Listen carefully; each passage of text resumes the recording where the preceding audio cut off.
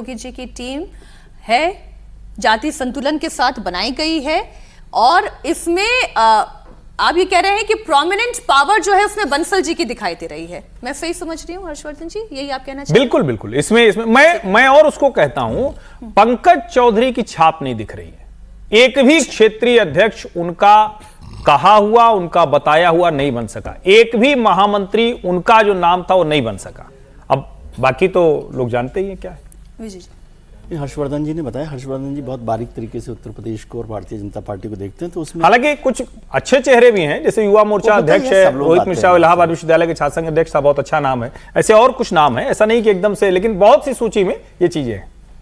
तो वो ज्यादा विस्तार से उस पर बताया है, इसलिए मैंने कहा कि सबसे पहले हर्षवर्धन जी से पूछना चाहिए कि क्या राय है, और उस राय से मैं इत्तेफाक रखता हूँ। लेकिन मुझे समझ नहीं आ रहा ये हिंदुओं को बांट कर क्यों आप लिस्ट बना रहे हैं?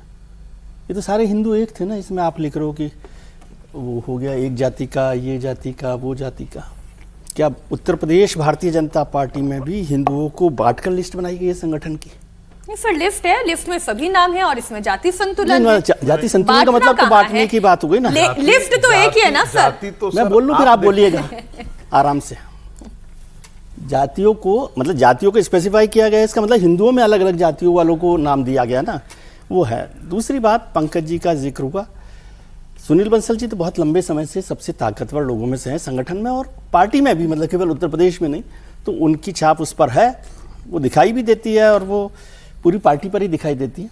उनकी ताकत कुछ और बढ़ने वाली भी है, ऐसा मैंने सुना वो है। लेकिन पंकज चौधरी जी ने बहुत चक्कर दिल्ली के लगाए, दिल्ली से लखनऊ, लखनऊ से दिल्ली। समझ नहीं आ रहा था कि वो दिल्ली से लखनऊ जा रहे हैं लिस्ट लेकर या लखनऊ से दिल्ली आ रहे हैं। और वो उसके बाद भी मंत्री पद भी चला गया, एक तरह से अध्यक्ष पद पर हैं, तो अब वो काम कर रहे वैसे हैं।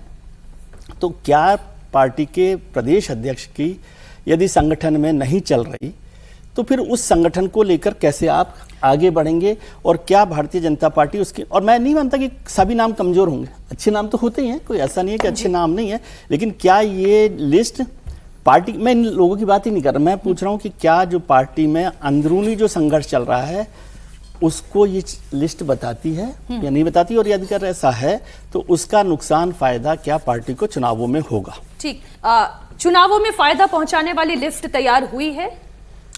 देखिए, सबसे पहले तो जहां से विजय शुरू किए थे जाति की बात, तो जो लिस्ट बनी है, जो लिस्ट हमारे पास भी है, आपके स्क्रीन पर भी दिखा रहे हैं, उसमें किसी के आगे जाति नहीं लिखी हुई है कि ये अमुक जाति के हैं, ये अमुक जाति के हैं और इस कारण से उनको वहां पर रखा गया है। दूसरी बात, जब भी हम बात करते हैं इस प्रकार की या लिस्ट बनती है तो एक तर्क दिया जाता है कि भाई आप सोशल रिप्रेजेंटेशन आप कैसे कर रहे हैं। ठीक है, ये एक इस देश की जमीनी सच्चाई है और उस जमीनी सच्चाई में जातियों का सामंजस्य, प्रतिनिधित्व दलित से है, ओबीसी है, अपर कास्ट में है। कल यदि यहीं पर 4 पंडित का नाम नहीं हुआ होता तो फिर ये तर्क दिया जाता है, यहीं से बोला जाता है कि देखिए पंडितों को किनारे इस लिस्ट में भी कमर गया है। मैं तो पूछ रही हूं विनिंग कॉम्बिनेशन है या नहीं है? सर, बहुत सारी खबरें हैं। दोनों बातें। यदि यहीं पर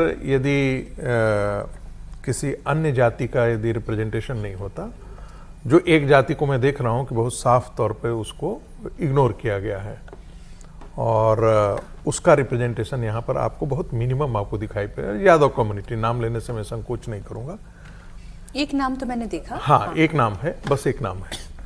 तो उनको पता है भारतीय जनता पार्टी को कि एक कम्युनिटी वोटिंग